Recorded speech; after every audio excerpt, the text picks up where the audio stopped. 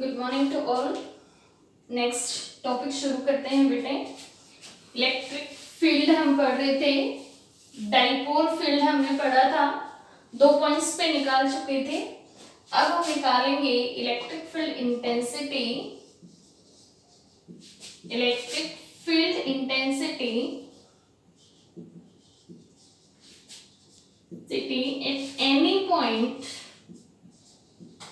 at any point due to a short electric dipole. Due to a short electric dipole.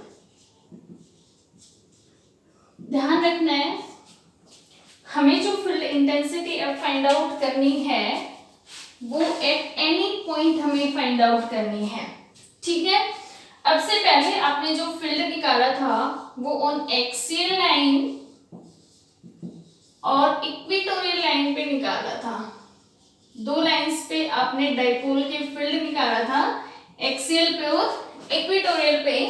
लेकिन अब थोड़ा सा change है, dipole हमारे पास शॉर्ट इलेक्ट्रिक डाइपोल है। शॉर्ट इलेक्ट्रिक डाइपोल का मतलब है लेंथ बहुत स्मॉल है, सो आइडियल डाइपोल है। ठीक है, कंसीडर करते हैं ये हमारे पास -q + q, O is the center of dipole, A, B, A and B is equal to 2A. A, B is equal to 2A is the length of dipole. Length of dipole. Clear है? Consider करोगे, suppose करोगे 2 charges -q and +q separated by a small distance 2a having center of dipole O and A, B is a short dipole. इस question में कुछ भी नहीं है accept diagram. अगर जिस बच्चे को डायग्राम क्लियर हो गया उसका एक्सप्रेशन अपने आप निकल जाता है। ए बी शॉर्ट डाइपोल है। अब क्वेश्चन ये है एट एनी पॉइंट मींस आपको जो फील्ड निकालना है वो ना ही तो एक्सियल लाइन पे फाइंड आउट करना है और ना ही इक्वेटोरियल पे निकालना है।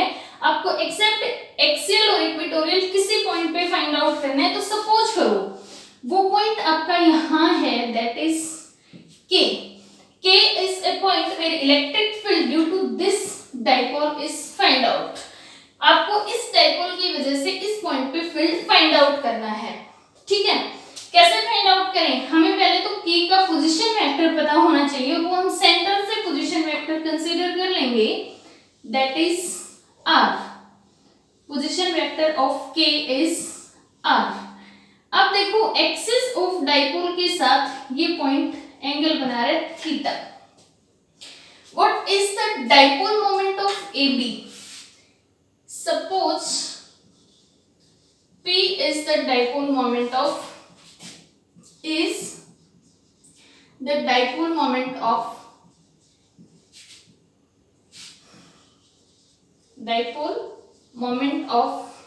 AB. AB आपके पास क्या है? शॉर्ट डाइपोल है जिसका डाइपोल मोमेंट कितना है? P. अब P is a vector quantity. क्या है? वेक्टर क्वांटिटी है। डायरेक्ट आप यूज नहीं कर सकते हो क्योंकि पोजीशन वेक्टर के साथ कितना एंगल बना रही है? थीटा। तो यहां से आपको P रिजॉल्व करना पड़ेगा। क्वेश्चन यही अराइज होता है, दिमाग में यही बच्चों के कम घुस पाता है कि हमने P को रिजॉल्व क्यों किया है। R भी पोजीशन वेक्टर है, P भी वेक्टर क्वांटिटी है, तो P आपका पोजीशन वेक्टर के साथ एंगल बना रहा है और हम बार बार P को यूज करेंगे तो डायरेक्ट यूज आप नहीं कर सकते हो। आप क्या करोगे? P को रिजॉल्व कर लोगे। तो P को रिजॉल्व करोगे तो देखो डायरेक्शन क्या है P की? Negative to positive. ऑलरेडी हमने पढ़ ली है, कन्वेंशनल डायरेक्शन होती है डाइपोल मोमेंट की, that is negative charge to positive charge, right? P को रिजॉल्व करो। P को रिजॉल्व करोगे तो 2 component horizontal and vertical. Horizontal component किसके अलोंग होगा? Horizontal component always position vector के अलोंग जाता है।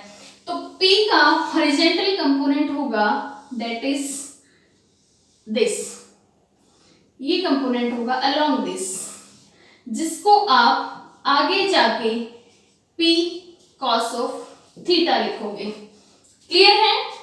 जिसको तुम्हारे बुक में नाम दिया हुआ है यहाँ पे something like that A1 B1। ठीक है। सेकेंड कंपोनेंट हॉरिजॉन्टल ये है, vertical component is perpendicular component of cos theta या परपेंडिकुलर कंपोनेंट हॉरिजॉन्टल। तो यहां से इसको रिजॉल्व करोगे तो इसका परपेंडिकुलर कंपोनेंट कौन सा होगा? ये होगा, दैट इज A2 B2, जिसको आगे जाके आप नाम दोगे P sin ऑफ थीटा का। क्लियर है? मीन्स आपने P को रिजॉल्व कर दिया, horizontal P cos theta and vertical component P sin theta. आपको फील्ड निकालना है, वो की पॉइंट पे फाइंड आउट करना है। ठीक है। अब देखो के पॉइंट पे जो फील्ड निकालोगे आप, उसमें एक फील्ड तो आपका ये है जो एक्सियल लाइन पे है पोजीशन वेक्टर की, ये डाइपोल की जो मोमेंट आपने रिजॉल्व की थी हॉरिजॉन्टल, उसके एक्सियल लाइन पे लाई कर रहा है। ठीक है।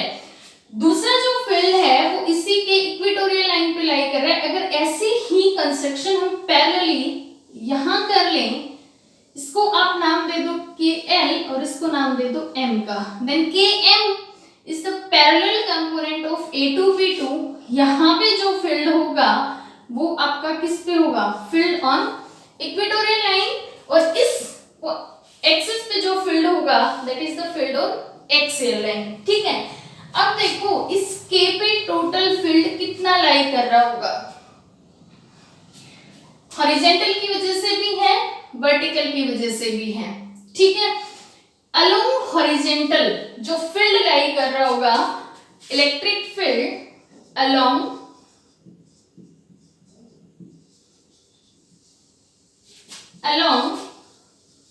KL कितना होगा? सपोज करो E1 and what will be the value of that E1 कितनी होगी? Field on axial line of dipole find out किया है हमने, कितना निकाला है? E1 is equal to twice of P upon 4 pi epsilon naught R cube। ये हमने एक्सियल लाइन पे फील्ड फाइंड आउट किया है। ठीक है। अब ध्यान रखना, जो P मोमेंट था वो हमारा उस टाइम पे हमने P लिया था जब हमारे पास एक ही पॉइंट था और वो पॉइंट एक्सियल लाइन पे था। ठीक है।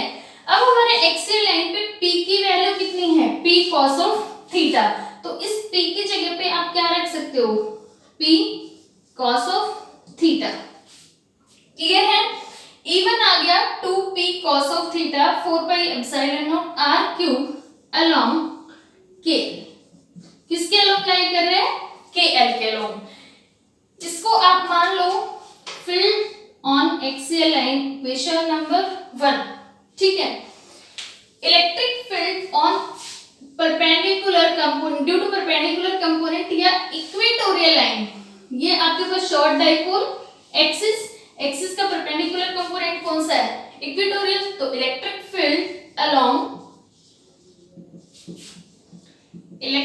फील्ड अलोंग KM कितना होगा? सपोज करो E2 और इस E2 की वैल्यू क्या होगी? हमने फील्ड निकाला है डाइपोल की वजह से और इक्वेटोरियल लाइन, कितना आया है बता सकते हो?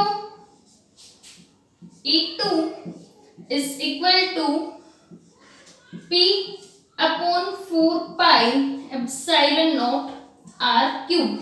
जो हॉरिजॉन्टल का आया था, मींस जो एक्सियल लाइन पे आया था और इक्वेटोरियल लाइन पे आया था, उसमें इस 2 का डिफरेंस था। एक्सियल लाइन पे इक्वेटोरियल का डबल फील्ड आया था। ठीक है। अब यहाँ पे P हमारे पास कितना है? P sin of theta. तो P को हम क्या लें? P sin of theta, that is equation number 2। ठीक है। इस K पॉइंट पे दो फील्ड लाई कर रहे हैं, एक हॉरिजॉन्टल कंपोनेंट की वजह से, एक्सियल लाइन की वजह से, that is 2p cos theta by 4 pi epsilon not r cube. दूसरा परपेंडिकुलर कंपोनेंट की वजह से, that is p sin theta by 4 pi epsilon not r cube. Right, यहां तक आ गया समझ।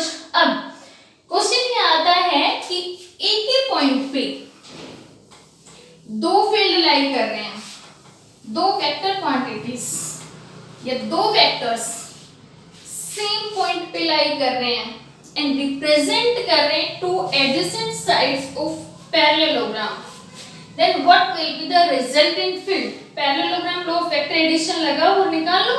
Parallelogram law of vector addition लगाओगे तो इन दोनों का जो रिजल्टेंट है वो आपका कहीं यहां लाई कर रहा होगा, दैट इज kn। अगर कंप्लीट करोगे, इसका पैरेलल वेक्टर यहां से ड्रॉ करोगे, इसका पैरेलल वेक्टर यहां से ड्रॉ करोगे, क्या कंप्लीट हो जाएगी पैरेललोग्राम।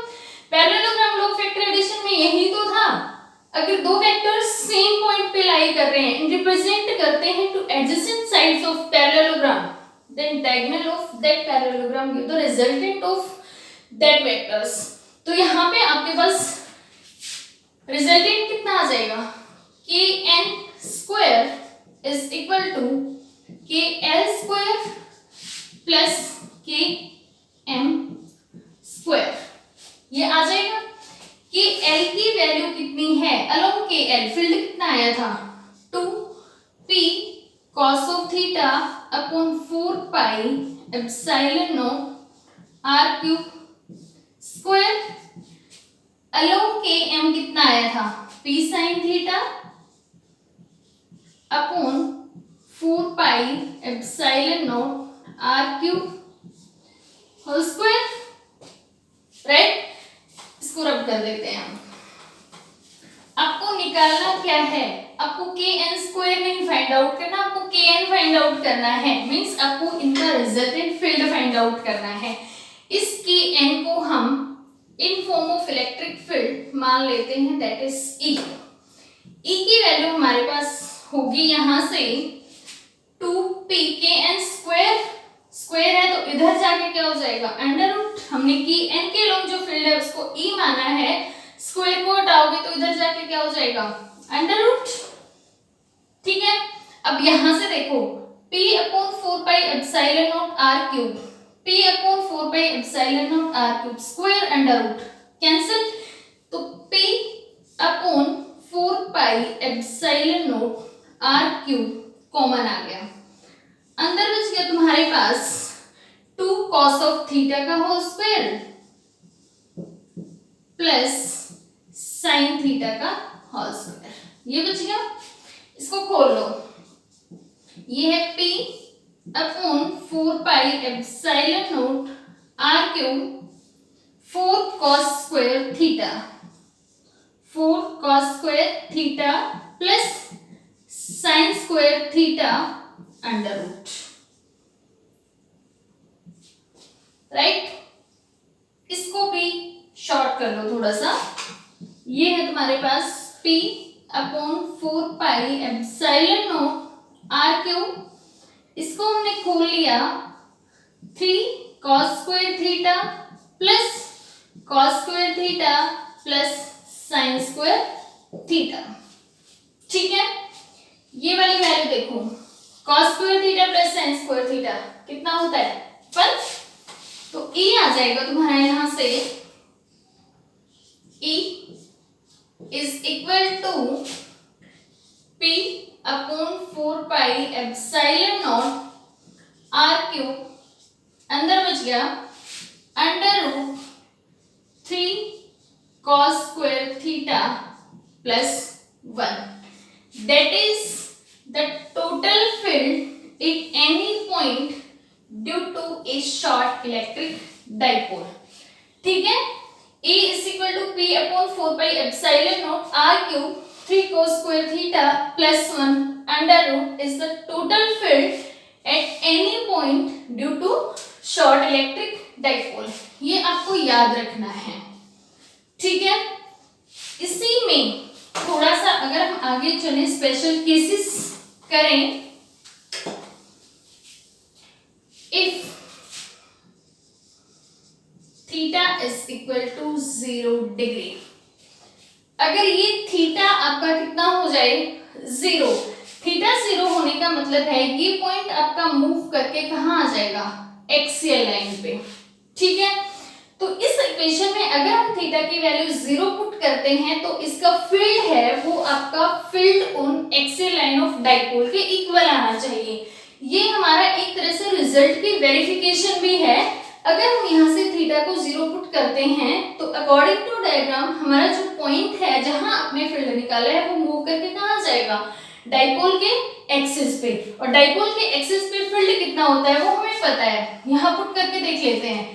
कॉस की वैल्यू कितनी 0 1 E is equal to P upon 4 pi epsilon not R cube 3 into में 1 प्लस 1 4 का अंडर रूट कितना होगा 2, तो ये आ जाएगा तुम्हारे पास twice of P upon 4 pi epsilon not R cube. क्या यही फील्ड तुम्हारा एक्सियल लाइन पे नहीं होता है डाइपोल के, यही तो होता है, ठीक है।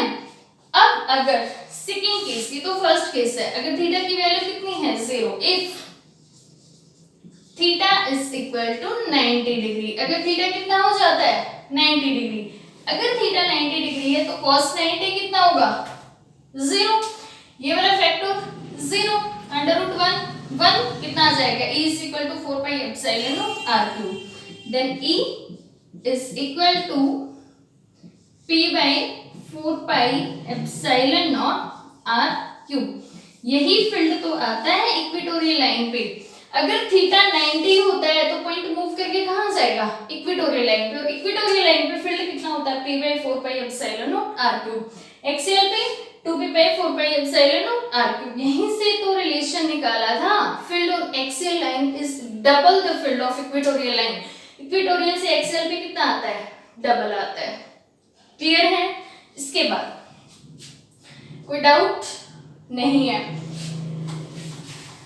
हमने ये पढ़ा था अगर हमारे पास चार्जेस हैं वो पॉइंट चार्जेस हैं, मींस सिंगल चार्जेस हम ले रहे हैं, हमने प्लस क्यू लिया माइनस क्यू लिया, then what will be the symmetry of electric field. Symmetry of field कितनी आई थी, सॉरी क्या आई थी, स्फेरिकल सिमेट्री आती है, क्या आ रही है स्फेरिकल सिमेट्री।